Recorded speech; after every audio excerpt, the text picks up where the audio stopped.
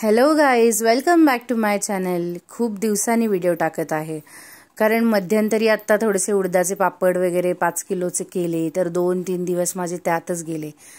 त्यामुळं busy day गेला माझा. आणि त्याच्यात पावसाळा पण चालू झाला आहे तर मग पावसाच्या आधीच करून घ्यायचे असं चाललं होतं, म्हणून थोडी घाई केली. त्यामुळे व्हिडिओसाठी मला वेळच नाही मिळाला.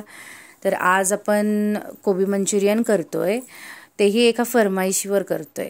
आपला जो अक्षयदादा आहे, म्हणजे जो माझ्या शेजारी राहतो, अक्षयदादानी मला फरमाईश केली की आज मेघाताई तुमच्या हातचे मंचुरियन होऊन जाऊ द्यात, मस्त पाऊस पण पडला आहे. तर ओके म्हणलं, डन. मग त्याची तयारी. आपल्याकडे आणायचे कोबी पण एक मोठा गड्डा होता, त्याला बारीक चॉप केला, अगदी बारीक चॉप केला.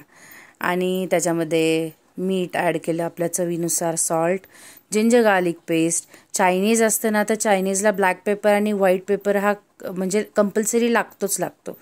तर त्याच्यामध्ये आपण ब्लॅक पेपर ॲड केलं आहे, तसंच व्हाईट पेपर पण ॲड करायचं आहे. व्हाईट पेपर ॲक्च्युली सहजासहजी मिळत नाही कुठं.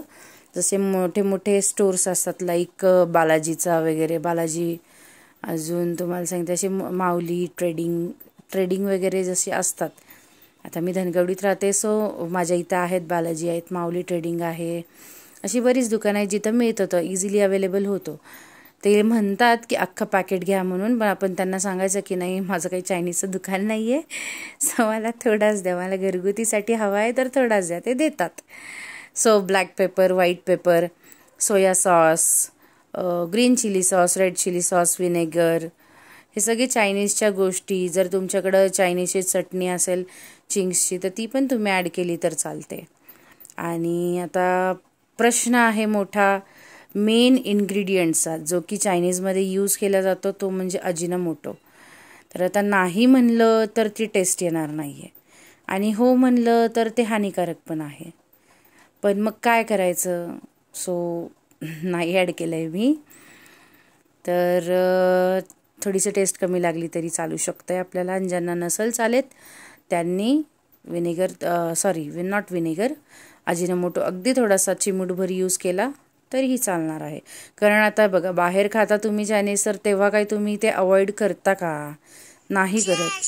सो मग घरात जर अगदी डिक्टो आपल्याला सेम टू सेम हवा असेल तर मग ॲड करायचा, आणि ज्यांना नकोच असेल त्यांनी नाही करायचा. तर आपण याच्यामध्ये रेड फूड कलर पण यूज केलेला आहे, जो की चायनीजला यूज करतो तो. त्याच्यामध्ये आता आपण मैदा घालणार आहोत. मैदा, कॉर्नफ्लॉवर लागतं. माझ्याकडं त्यातही कॉर्नफ्लॉवर नव्हतं, थोडासा मैदाच होता. आणि पाणी अगदी थोडं ॲड करायचं आहे, घट्ट असं मळून घ्यायचं आहे त्याला, आणि मग त्याला ऑटोमॅटिक पाणी सुटतं.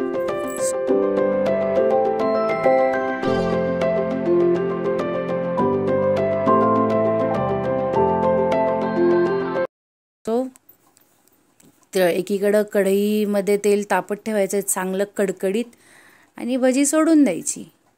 ती तळायला वेळ लागतो कारण आतून पण शिजली पाहिजे ती व्यवस्थित.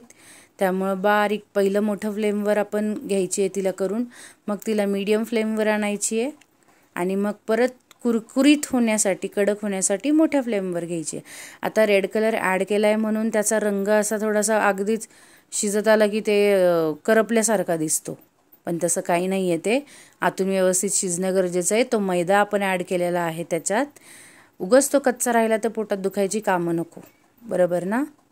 सो पूर्ण शिजून दे, वरती रंग कसा पण येऊ देत, पण ते व्यवस्थित शिजलं पाहिजे.